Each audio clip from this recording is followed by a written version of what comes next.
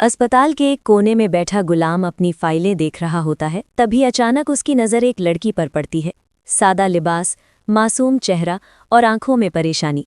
ये थी सुंदरी, जो अपने अब्बू आशिक अली का चेकअप करवाने आई होती है।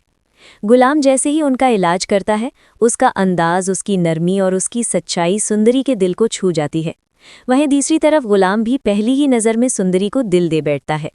सुंदरी शुक्रिया अदा करती है और अपने अब्बू को लेकर चली जाती है, लेकिन गुलाम का दिल वहीं छूट जाता है। गुलाम फौरन बादशाह के पास पहुंचता है और कहता है कि उसे एक लड़की से मोहब्बत हो गई है। बादशाह मुस्कुराकर बात टाल देता है, लेकिन उसके दिल में एक अजीब सी बेचैनी जाग जाती है। वो जिद करता है कि उस लड़की का पता लगाना होगा। तलाश करते करते दोनों सुंदरी के घर पहुंच जाते हैं।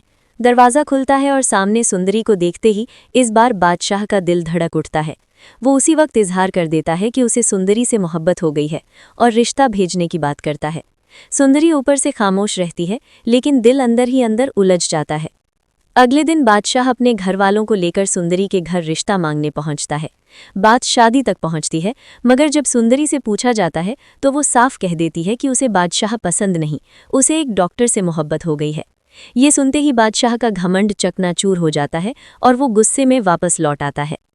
अब बादशाह गुलाम से उस लड़की के बारे में दोबारा पूछता है। गुलाम अनजाने में सुंदरी का जिक्र कर देता है। बादशाह उसे सुंदरी के घर के बाहर ले जाता है। जैसे ही सुंदरी बाहर आती है, गुलाम उसे देखकर सन्न रह जाता है। बादशाह सवाल करता है और गुलाम सच कबूल कर लेता है कि वही उसकी मोहब्बत है। सुंदरी भी हिम्मत करके कह देती है कि वो गुलाम से प्यार करती है। ये सुनते ही बादशाह पर जैसे बिजली गिर जाती है। वही लड़की, वही मोहब्बत और वही दोस्त। गुलाम शर्मिंदगी से सिर झुका लेता है और कहता है कि अगर उसे पहले पता होता तो वो कभी नज़र उठाकर भी न देखता, मगर अब बहुत देर हो चुकी होती है।